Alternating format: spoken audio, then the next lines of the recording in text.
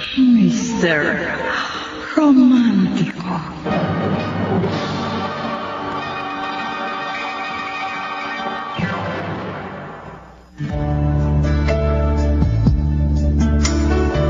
Mga kaibigan, magandang umaga po sa inyong lahat. Narito ngayon ang kasaysayang pagdala ng isa nating taga-subaybay mula sa Antipolo City. Ninang! Tao po! Ninang! Aba, Jerome! Ay, halika. Tuloy kayo na, anak. Ako na sorpresa naman ako sa biglang pagdating mo. Sinadya ko pong sorpresahin kayo. Kaya hindi ko sinabing darating ako ngayon. Ay, halika. Nakakatuwa naman. At ang gwapo mo, ha? Uy, ilang taon ka na ba ngayon? Oh, matanda na ho ako, Ninang.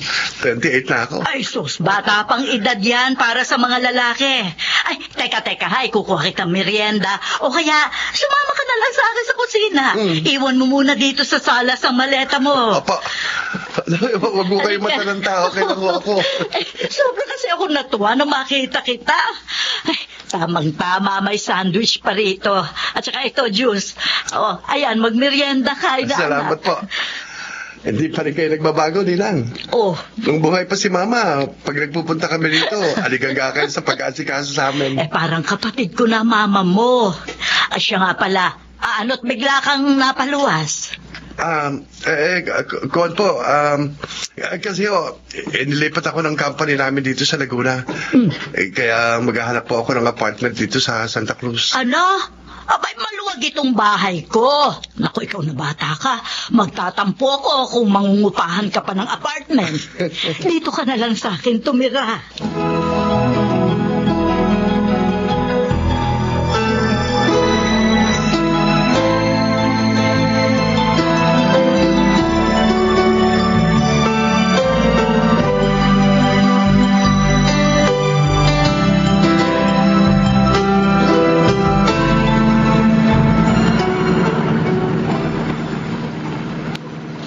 Medyo malayo ng konti sa papasukan kong mall ang bahay ni Ninang Amelia.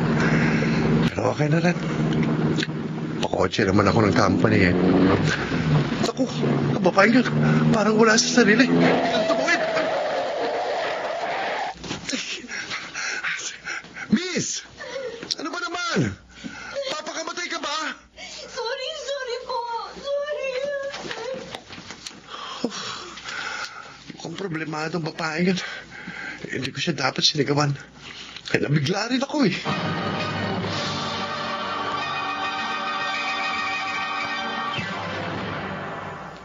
Jerome, kumusta ang unang araw mo sa trabaho? Ayos na po, Ninang. Parang meet and greet lang. Formal lang po akong pinakilala ng general manager bilang assistant ng GM sa mall operation. Oo nga pala. Nag-graduate ka ng BS Economics sa isang kilalang university sa Davao. Tama ba ako? Opo. Kaya hindi ka takataka na kahit napakabata mo pa, assistant ka na ng general manager ng isang kilalang mall. Bakit napatitig ka sa portrait ng kinakapatid mo? Itong huli na lang po namin nabalitaan na namatay na pala anak niya, Ninang. Kung sinabi niyo sa amin ni Papa, siguro nakapunta kami dito noon. Hindi ko na kayo inabala. Nang time na yon alam ko nagluluksa pa rin kayo sa pagkamatay ng mama mo.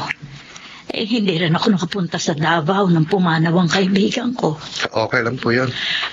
Kung minsan, hadlang ang distansya ng ating mga lugar upang maipakita sa isa't isa ang pagdadamayan.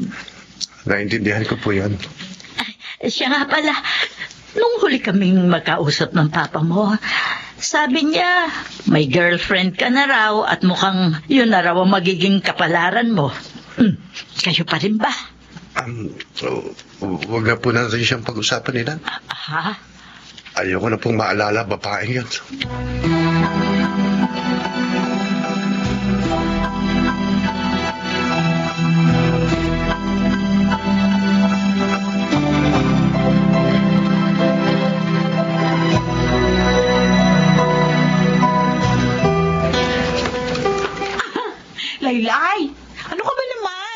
Sabi mo, munti ka nang mabundol ng kotse?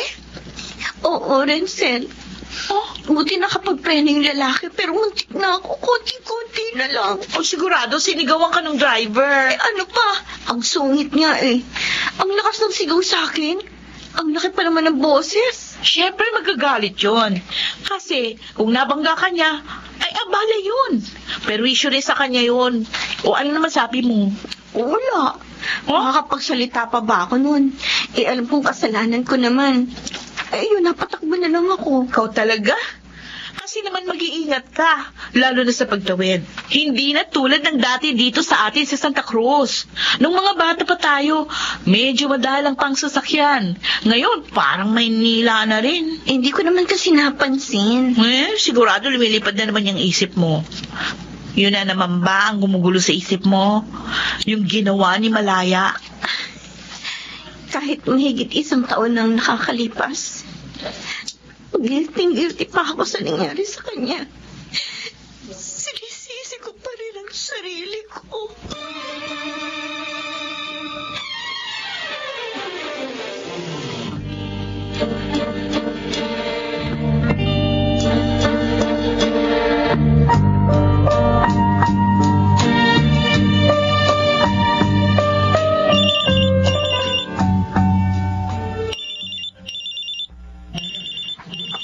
Papa ni Jerome itong tumatawag sa cellphone.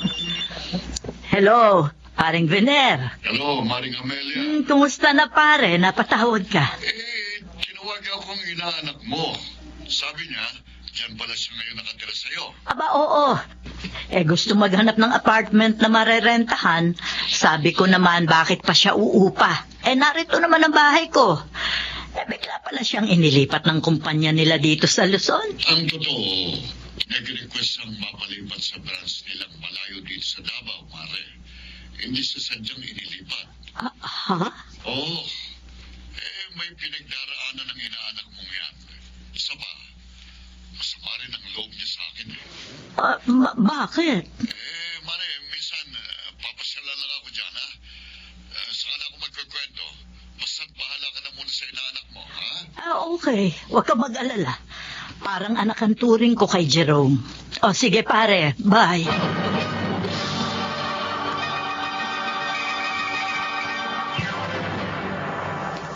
Good afternoon, sir. Formal wear po ba? Suit, long sleeve po. Necktie? Thank you. Di ako kilala ng mga sales lady. Akala nila customer ako. Nag-inspect lang ako dito sa department store para makita ko kung anong mga dapat na improvement. Nagkakita tayo sa ladies wear section, Lailay. Gusto mo bumili ng blouse? Ang gulo mo, ha? Kanina sabi mo signature pants ang bibili mo. Ngayon, blouse na. Kasi naman bumibili pa ako. At saka gusto ko maging pamilyar dito sa loob ng department store. Kasi dito ako ma-assign. Wow, Laylay? nakapay ka dito? Parang natatandaan ko mukha ng mapangit to. Siya yung munti ko nang mabundol noong 1 linggo. Lapit ako, sorry ako. Excuse me. Hi. Ano yun? Kuhan, para kasing namumukhaan ko yung kasama mo. Ha? Siya yung munti ko nang mabundol sa highway noong linggo. Tama ba ako, miss? Hoy, Lai. Siya pala yun? Ako nga. Sorry, ha. Kasi parang wala ako sa sarili ko noon. Don't say sorry. Ako ang dapat humingi ng pasensya. Nasigawan kita. Hindi ko dapat ginawa yan. Kasalanan ko naman. No. Naging bastos ako. Dapat inintindi ko na problemado ka naman at umiiyak. Anyway, ako si Jerome. Pwede ko bang malaman ang pangalan yung dalawa? Ay, ako si Renzo. Renzo. Siya naman si Laylay. Ay, ano ba naman, Renzel? Laylay? Oh, Nickname ba yun? Bakit Laylay? kasi Esmeralda yung buo niyang pangalan. Mm. Ang haba nga no? So, yun yung naging palayaw niya. Hindi na yun nawala hanggang magdalaga kami.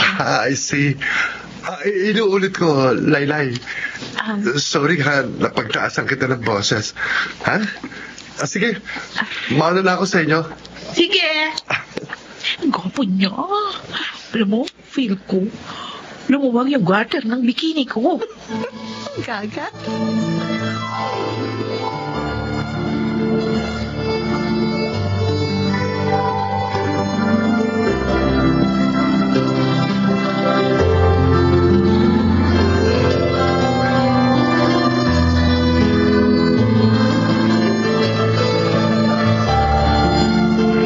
Laylay. Kakaiba nickname niya. Maganda siya. Pero mukhang mailap ang mga mata. Katulad ko kaya siya na meron ding mapait na pinagdaraanan. Nay Sonia, pasensya na po ha. Kasi sinama ko sa magabong paglalakwadyo tong si Laylay. Ay, nako, gusto ko nga para malibang yan. Iyak lang kasi ng iyak pag narito sa bahay. Nay. Totoo naman ah. O bakit? Nahihiya ka pa ba sa matalik mong kaibigan? Alam din naman niya ang buong pangyayari. Oo nga naman, Laylay. Ikaw talaga. Iyak ka pa ba sa akin? Okay. Thank you sa maghapong gala. Nalibang ka ba? Oo. Thank you. Nay Sonia, alam niyo po, Oh. merong nakipagkilala sa amin sa mall. Ay, ang gwapo. Oh? At napansin ko po ha, malagkit ang titig dito sa anak niyo. Ewan ko lang, pero parang may kutob ako na manliligaw sa kanyang lalaking yun. Hoy, ano ka ba? Bibo? Paano ko liligawan nun? Nakakilala lang naman natin yan sa department store. At saka, mali ba ng lalaking yun kung saan ako nakatira? Hoy! Pag pag-ibig ang gumawa ng paraan, walang imposible. Ay, nako. Oh. Umuwi ka na. At nang makapagpahinga ka na rin, puro kakalokohan. Ay, hindi pa ako uuwi, no? Dito ako magdi-dinner. Di ba, Nay Sonia? Oo nga naman. Kasabay na natin maghahaponan ng kaibigan mo, Laylay. Bakit mo naman siya pauwi na agad?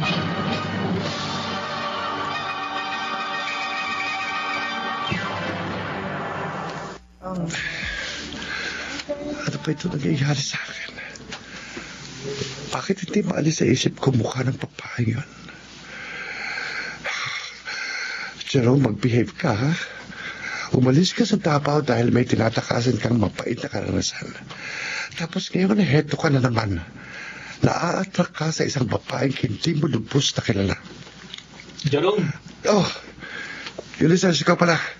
May kailangan ka, pare? Sorry, Dre. Naistorbo ko yata ang pag-iisip mo. Hindi naman. May naalala lang ako. O ano? Ready ka na ba? Saan? Nakalimutan mo na ba ang bilin ni GM? Sa'yo in-assign ni Sir ang final interview ng mga applicant. Oh, yes. Thank you. May mga i-interview nga pala ako ngayong Monday. Nariyan na sa labi ang mga applicant. Final interview na yon. Dumaan na sa ibang interviewer. Mamaya, isa-isa na silang papapasukin ni Melba sa office mo. Bahala ka sa kanila, ha? Oh, sige, pare. Thank you, Neta. Ako na bahala ron.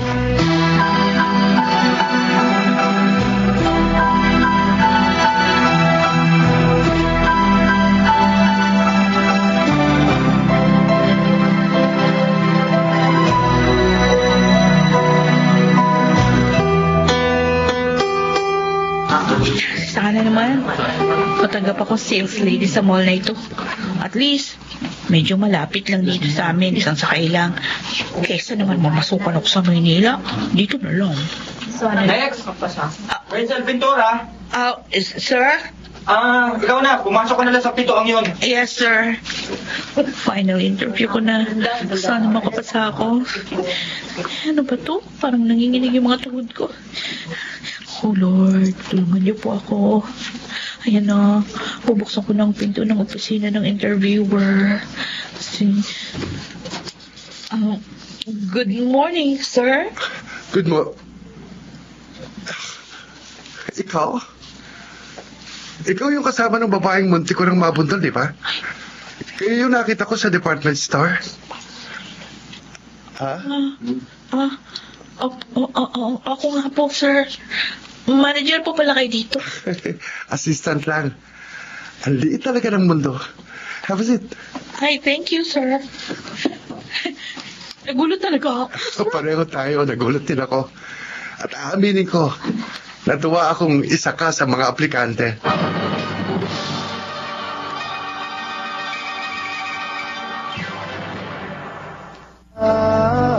totoong nangyari, Maring Amelia. Pero talagang nakatakda ng kanyang promotion eh. Tamang-tama naman, umalis na yung dating assistant ng general manager dito sa mall malapit sa inyo. Kaya yun, ang inaanak mong inilagay. Nagpakasal sa iba ang girlfriend ni Jerome? Oh, buntis daw eh. Ibig sabihin, noon pa talaga siya pinagtataksila ng babaeng yon. Ang dami talagang babaeng salawahan. Awang-awa ako noon dyan kay Jerome. Dati naman hindi yan umiinom. Pero nung mangyari yon, araw-araw naglalasing yan. Mabuti naman, nakarecover agad. Ang alam ko, kaya siya nagpalipat ng destino ay para makarecover. Mukhang nakaka-recover na nga siya, pare. Pansin ko sa anak mo, medyo masaya na siya ngayon. Hindi tulad nung bagong dating pa lang siya. Padalas nakikita ko natitikilan. Ay, sana nga'y makarecover ng anak ko, Maria. Nang umalis siya sa Davao, ang panalangin ko, alam mo ba? Makatagpo siya ng babaeng papahid sa kanyang luha.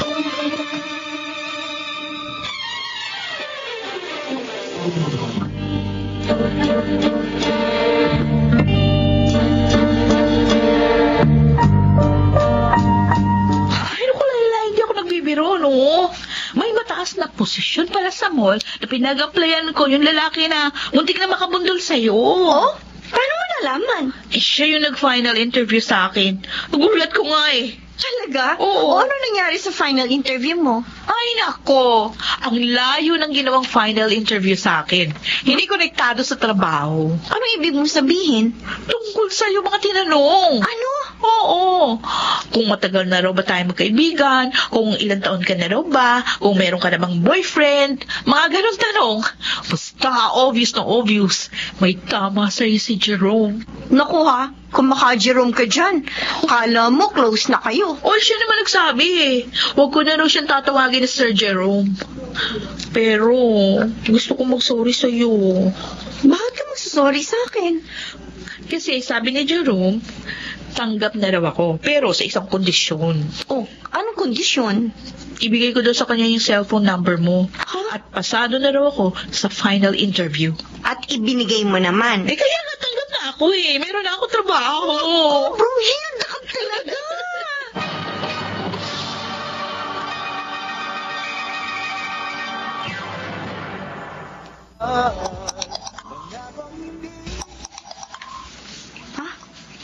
May nag-text. Sino kaya to? Oh, kanino number to? Huwag ka sanang magalit. Hiningi ko sa friend mo ang cellphone number mo. Gusto kong maging kaibigan ka. Mag-friend request ako sa'yo sa Facebook, ha? Jerome. Ito yung lalaking muntik nang makabundol sa akin? Anong gagawin ko?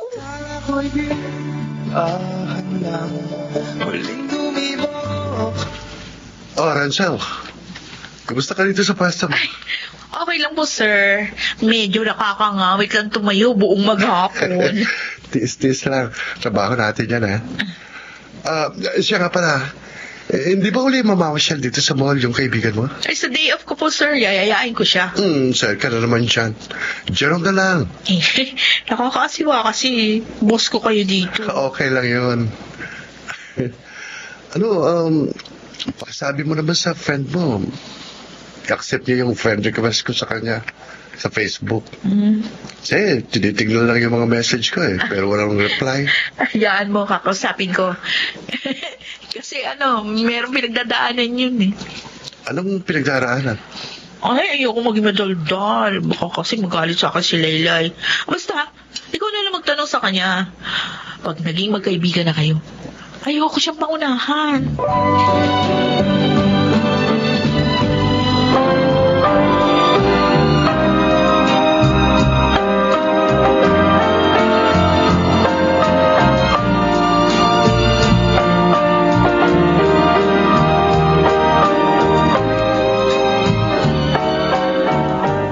Laylay, anak, kaninang nagpunta rito yung kaibigan mo si Renzel. Narinig kong may nakikipagkaibigan daw sa'yo. Pero dinededma mo lang. Kayo na ya. Lihim pala kayo nakikinig sa amin, ha? Ito naman, oo, narinig ko lang naman eh. Hindi ko naman sinadya. Pero bakit nga ba ayaw mo makipagkaibigan doon sa tao? Ay, natatakot po ako, inay. Ano dapat mo ikatakot? Hindi ko pa rin po nakakalimutan ang nangyari sa amin ng una kong boyfriend.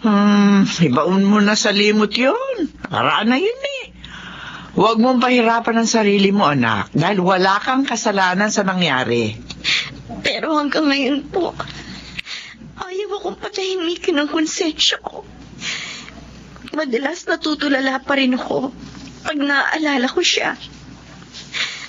Madalas kahit naglalakad ako sa labas, bigla na lang ako napapaiyak. Alam mo, anak, madalas ko itong marinig noon na ang gamot daw sa kabiguan sa pag-ibig, pag-ibig din. Ano pong ibig ninyong sabihin? Eh di, huwag mong sara ng puso mo sa posibleng pagpasok ng panibagong pag-ibig. Kung may gusto makipagkaibigan sa'yo, tanggapin mo. At kung may damdamin lalago sa pakikipagkaibigan yon, hayaan mo. At tingnan mo kung saan yon hahantong.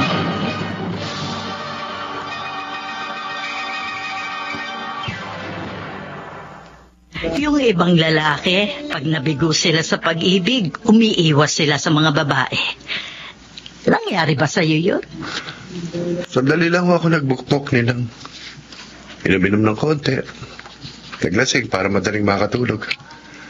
Pero naiisip ko, hindi yun ang tamang way para harapin ang kabiguan. O ano ang tamang paraan sa palagay mo? Huwag sara ng puso. Hayaan ko lang na matrak uli ako sa ibang babae. Oh, very positive kang tao, anak. Kasi naisip ko rin ang isang lalaki pala, hanggat hindi nakakasal, dapat pala lagi siyang naghihintay ng tamang babaeng mamahalin niya.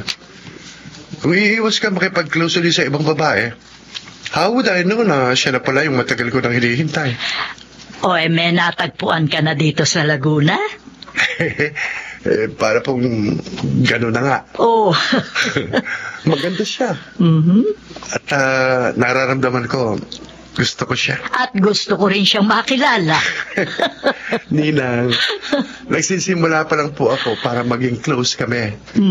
Kapag naging malinaw na lahat, ipakikilala ko siya sa inyo. Okay, tagal kitang hinanap. Laylay, sige na naman. I-accept mo na yung friend request sa'yo ni Jerome sa Facebook. Oo na. I-accept ko na. Kulit mo talaga. Kasi ako naman yung laging kinukulit ng taong yun. Pag nag-i-inspect siya doon sa mga pwesto sa department store. Tapos sabi niya pa nga, ang hina daw niya sa akin. Kasi hindi ko raw siya mabackupan sa'yo. Napapahiya na tuloy ako eh. Huwag ka na mag-worry. In-accept ko na. Talaga? Oo. Oh, ayan ang ebidensya. Tingnan mo sa FB ko, dito sa cellphone ko. Oh. Ayan, friends na kami ng boss mo. Oo nga. Siguradong matutuwa yun.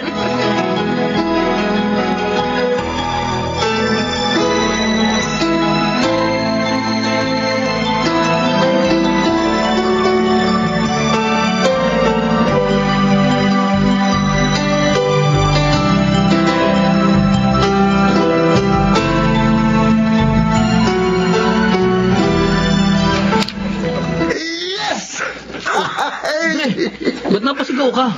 At mukhang ang saya-saya mo pa. Sorry, pre. Na-excite lang ako eh. May napasagot ka sa Facebook. Hindi ko siya napasagot.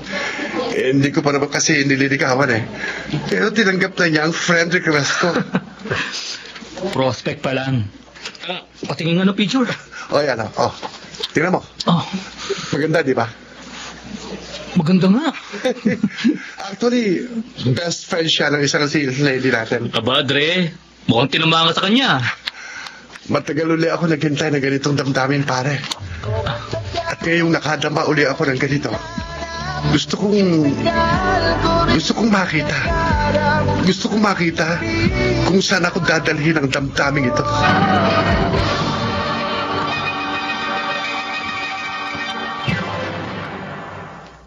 Renzel, Ang bilis naman itong Jerome na boss mo sa mall. Bakit? Anong mabilis? Kagabi, nakipag-chat siya sa akin. Oh. Ayaw ang tumigil eh. Lagpas 11 na ng gabi ha. Nag-chat pa rin kami. O bakit hindi mo sabihin sa kanya na gusto mo nang matulog, na inaantok ka na? Syempre naman, nakakahiya rin. Hmm? Baka sabihin niyang rude ako. Ang sabihin mo, nag-i-enjoy ka rin ka-chat siya. O ano, tatanggi ka? Konti. Si Arts, kita mo? Pero sabi ko nga, ang bilis naman talaga ng Jerome na yun. Biruin mo, nagyayaya na agad na magkita raw kami. Okay naman yun. Total, nakita na naman talaga kayo, di ba? At saka, mag-move on ka na rin. Kalimutan mo na yung pangit na nangyari doon sa una mong boyfriend.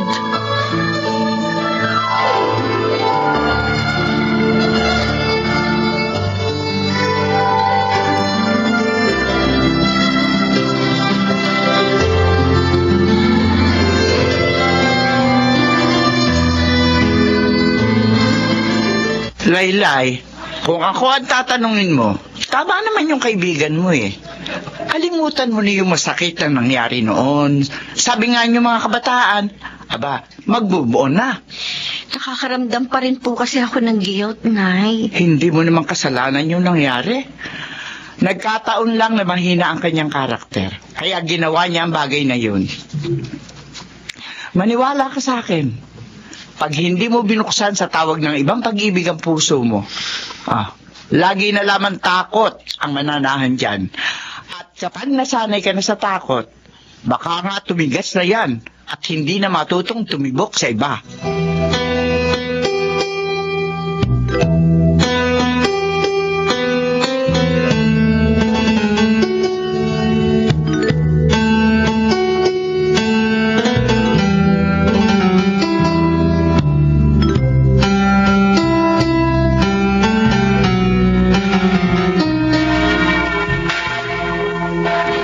Nakakapanibago. Mag-isa lang akong nagsimba. Madalas, magkasama kami nagsisimba ni Renzel. Pero kahit linggo, obligado na silang mag-duty ngayon. Peak season na raw kasi ngayon eh. Marami ng customers sa mga department store. Hi. Magandang umaga. Jerome?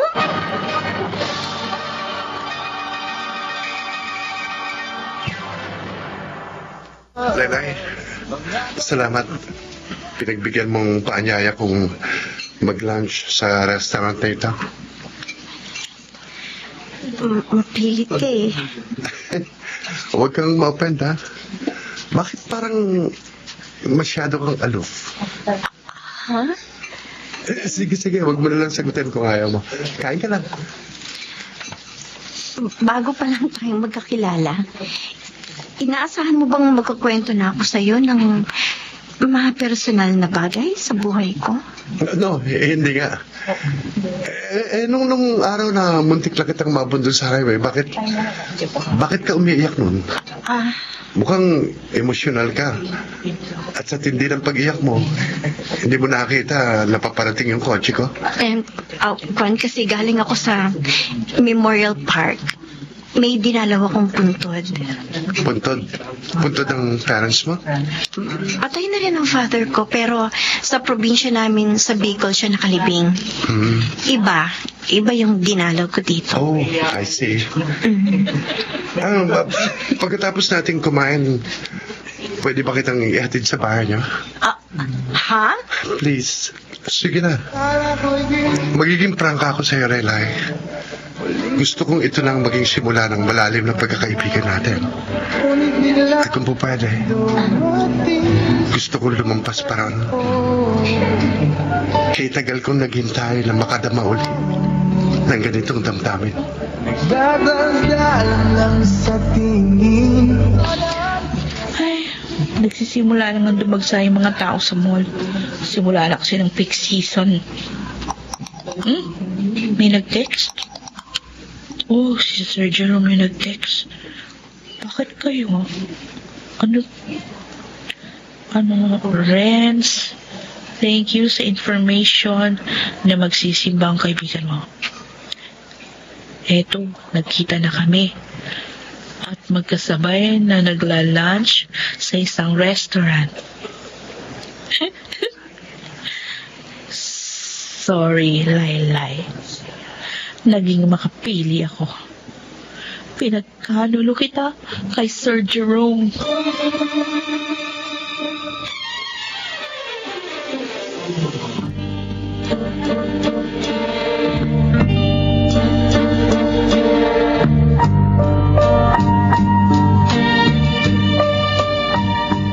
Nagsimba lang naman tong anak ko, pero bakit tatraso masyado? Ha? May iba pa sigurong pinuntahan niyo. Ba, sa tapat ang gate namin huminto yung kotse. Kanino na naman kayang kotse to?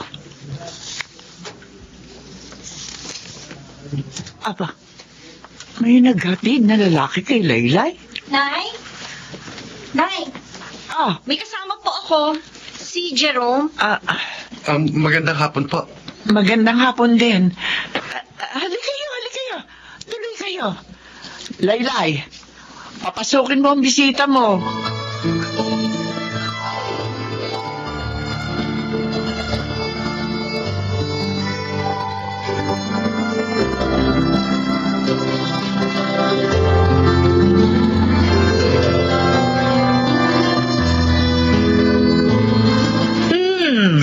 Mukhang masaya ang inaanak ko Anong balita? Dinang, naka-first base na po ako sa babae gusto kong pormahan. Ooh. Nakita ko siya sa simbahan. Tapos, naisama ko siya mag-lunch. Tapos, nagpahatid pa siya sa akin. Nakilala ko na nanay niya. Aba, maganda. Kaya nga po masaya ako eh. Masaya rin ako para sa'yo. Ibig sabihin yan, nalimot mo na talaga ang dating kasintahan mo na nang iwan sa'yo. Noon ko pa siya nalimot, Ninang. Mahigit 1 taon na rin naman mula nang magpakasal siya sa ibang lalaki. Pero masayang-masaya po ako kasi kaya tagal kong hinintay na dumating uli sa akin ang ganitong damdamin, Ninang. Yung muli akong magmamahal.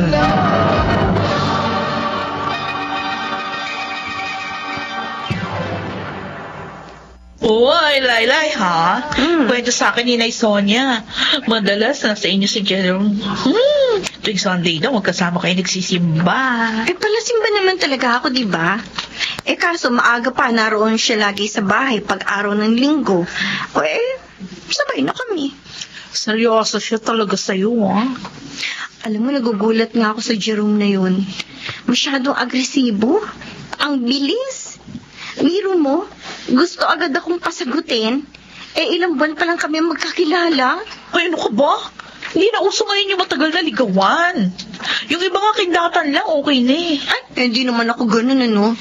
Kung ikaw ang babae, payag ka ba? Sa kindatan lang. Siyempre hindi rin. Kita mo na. Pero, ang maipapayo ko sa'yo, huwag mo na pakawalan si Sir Jerome. Guwapo na. May mataas pa ang posisyon sa trabaho. Pabor pa sa akin. At bakit naman magiging pabor sa'yo? Ay, syempre, best friend kita. Kung magiging boyfriend mo siya, di mag-best friend na rin kami. Di nakasandal ako sa padero sa trabaho. Best friend ko, ang aking boss.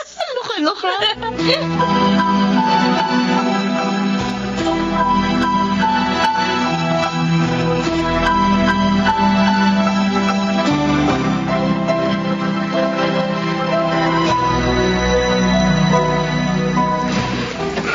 Lai, natatandaan mo ba kung kailan tayo nagkakilala? Magsi 7 months na. Bakit mo na itanong yan? Maigli pa ba sa yung 7 months para malaman mo kung may pagtingin ka ni sa akin o wala? Jerome. Ako, sure na ako sa sarili ko. Mahal kita. Aaminin ko sa'yo.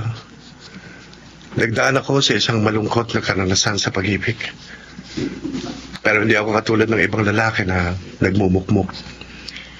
Ako rin. May malungkot akong experience sa una kong boyfriend. Kung bibigyan mo ako ng chance, malaki ang posibilidad na mag-click tayo bilang magnopyo. Kasi pareho tayong nakaranas masaktan. Yun daw mga taong nabigo na, mas maingat na silang humawak ng relasyon.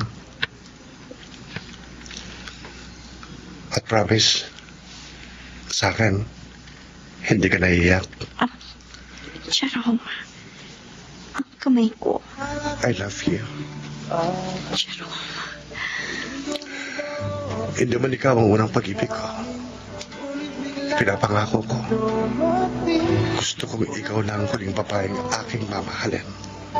Matagal kong hinintay na muling tumibok ng ganito ang puso ko. Wala kang dapat katakot. Hinding-hindi ko sasaktan ang damdamin mo.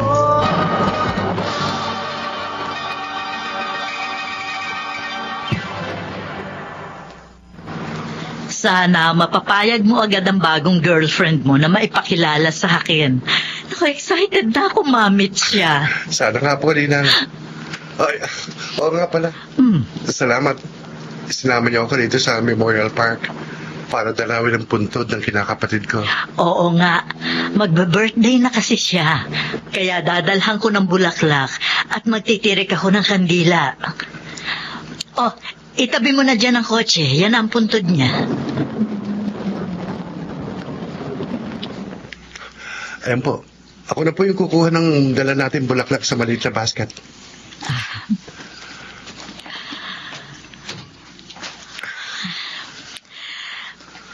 Magdadalawang taon na ngayon mula nang iwan ako ng kinakapatid mo, Jerome. Pero hanggang ngayon, parang hinihiwa pa rin ang puso ko pag naaalala kong wala na siya. Ano po bang ikinamatay ni Malaya? Nagkasakit siya. Ay, sindihan na natin itong kandila. Ako na po, Ninang. Sige. Ayan. Yan, dito natin ilagay. Ayan. Siguro, pwede tayong magdasal para sa kinakapatid mo.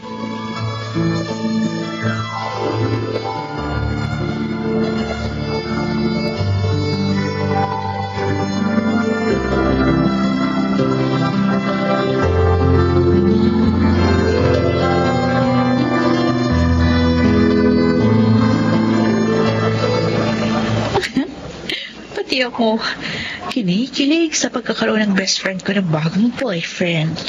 At least, magiging masaya na siya ulit. Mabait ang kaibigan ko. Deserve niyang lumigaya ulit sa pag-ibig ng iba.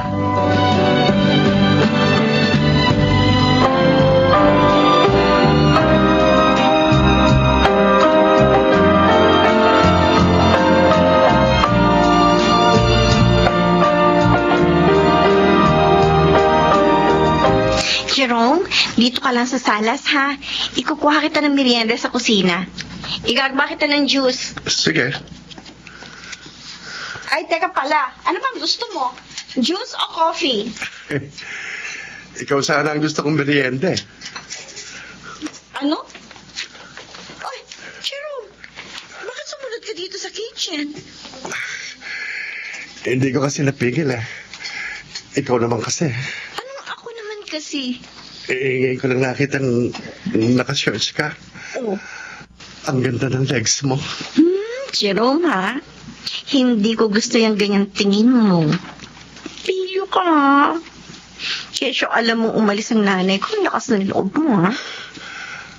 Mahal kita. Mahal mo rin naman ako. Hindi ba? Jerome, Ha? ano ba? Jerome naman. I love you. I love you.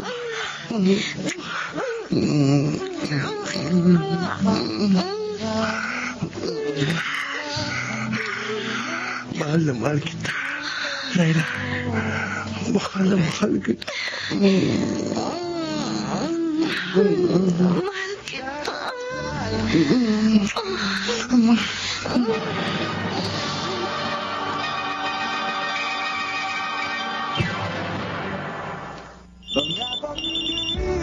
Ba, si Si Renzel itong tumatawag ka. Wala bang pasok sa department store ang bruhang to? Hello, Renzel? Hello, hoy. Wala ako basta ng kaibigan ko na maganda. Maganda ka dyan. Alam mo, pati sa boses mo, halatang happy ka na uli. Masarap ba? Hoy, alam masarap ba? Kung masarap maging boyfriend si Sir Jerome. Ikaw talaga. May double meaning ang tanong mo eh. O ano, bakit napatawag ka? Oras ng trabaho mo ah. Break time ko po. Ay, makapahinga naman sa maghapong pagtayo.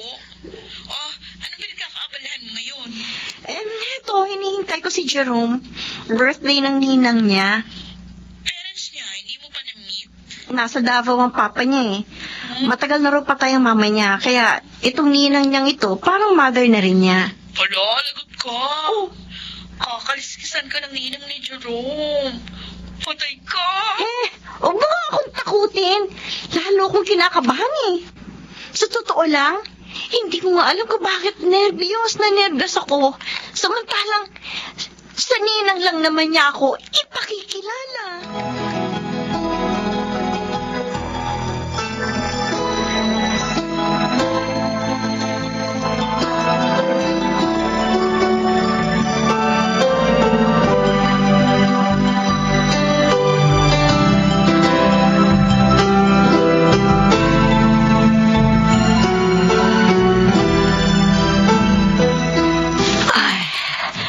Nagsiuwian na ang mga kaibigan ko.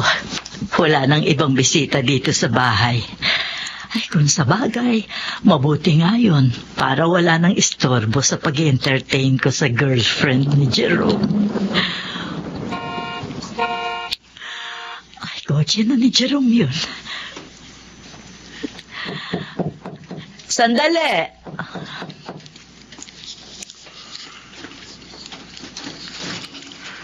Ninang, happy birthday po. Salamat. Ito po, katulad ng promise ko sa inyo, isasama ko sa birthday nyo itong girlfriend ko. Siya? Ang girlfriend mo? Opo. Bakit po? Kilala niyo si Laylay? Sinabi ko naman sa'yo, Jerome. Huwag na tayo tumuloy. Aha. Magkakilala kayo? Oo, Jerome. Kilala ko siya. Ang babae niya ng dahilan ng pagkamatay ng aking anak.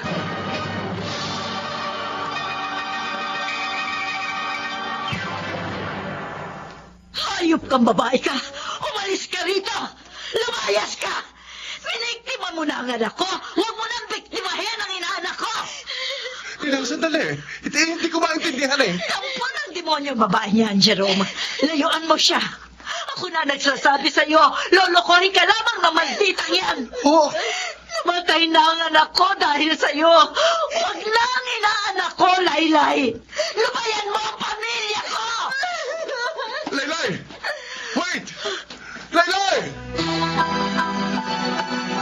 At ang ina pala ni Malaya, ang ninang ni Jerome?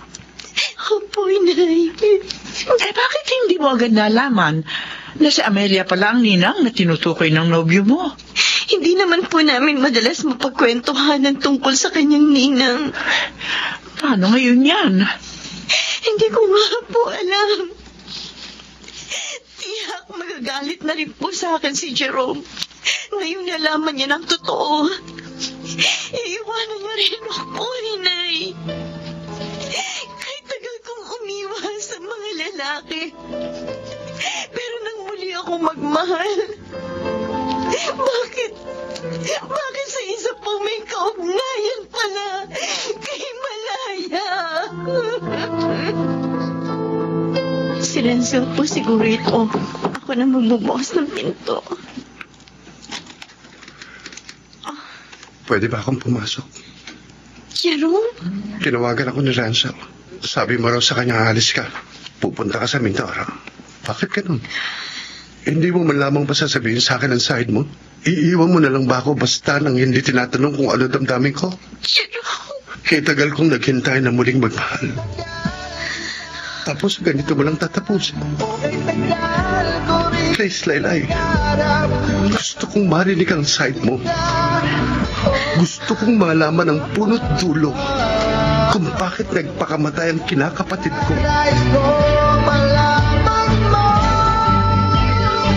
Jerome, kinalaylay ka ba ng galing? Opo, Ninang. Nag-usap kami ni Laylay. At alam ko na ho ang buong katotohanan. At anong kasinungalingan na sinabi niya sa'yo? Na gusto niyang mag-abroad noon. Dahil nurse siya. Alam niyang mas malaking kikitain niya kung sa ibang bansa siya magtatrabaho. Pero ayaw ni Malaya. Itinuloy pa rin daw niya ang pag-a-apply na isinama ng loob ng kinakapatid ko. Nang mapa-schedule ang kanyang pag-alis. Noon, uminom ng laso ng anak ninyo. Oh, hindi ba kasalanan niya? Kung hindi niya pinagpilitan ang gusto niya, hindi makakaisip uminom ng lasong si Malaya. Kaya parang siya na rin ang pumatay sa kinakapatid mo. Tinaramdam kong sabi nito, Ninang. At paumanhin din sa alaala ng kinakapatid ko. Pero weakling siya. Hindi sapat na dahilan yon para utangin niya ang sarili niyang buhay. Jerome, ano ibig mo sabihin? Alam ko, Ninang. Kasusuklaman niyo rin ako. Pero mahal ko po si Laylay. Hindi ko kaya siyang layuan. Wala kang utang na loob! Umuwi lang po ako para kunin yung mga gamit ko. Mahal ko po kayo, Ninang. At sana po, dumating ang araw na mapatawad din niyo ako.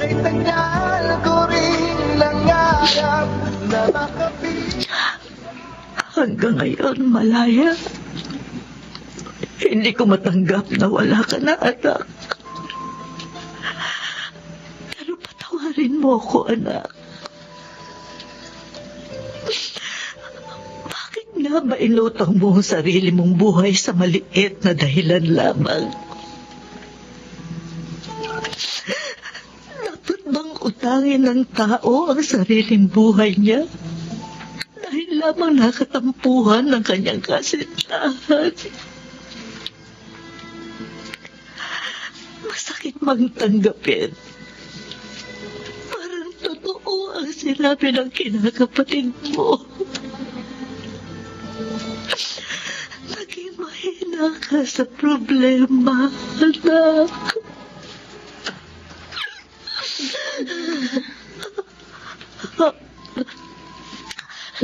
Laylay, anong ginagawa mo dito sa Memorial Park?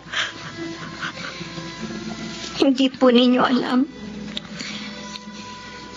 Madalas dinadalaw ko rin ang puntod ni Malaya.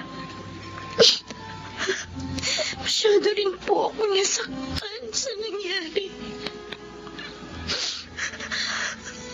Hindi ko naman po ginusto na uminom ng laso ng inyong anak. Huwag po kayong magalit sa akin.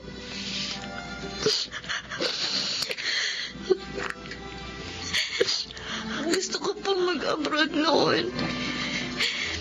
Para rin sa kinabukasan sana naming dalawa. Pero ibang iniisip niya. Baka raw makakita ako ng iba sa abroad. Hindi ko matanggap na nawalan ako ng anak. Naiintindihan ko po. Kahit sinong ina, ganyan ang magiging damdamin. Pero, please naman po. Alisin niyo na po ang galit sa akin. Wala po akong kasalanan sa ginawa ng inyong anak. Ninang. Jerome, narito ka rin. Sana po, naglubag na ang damdamin niyo. para ko na po kayong tunay na ina, Ninang. Ikakasal na po kami ni Laylay.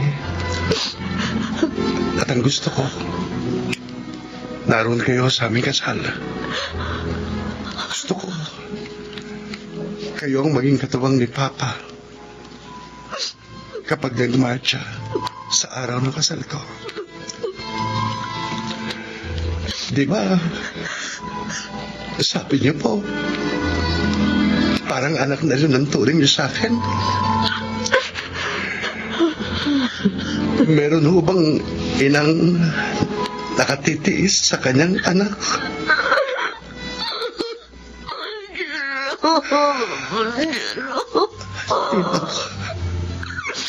Pagod na rin ako magalit.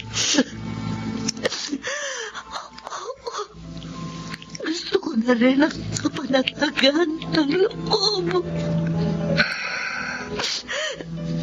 Sige anak. Dadalo ko sa inyong kasal. Salamat po, Ninang. Salamat po, Ninang. Thank you po talaga.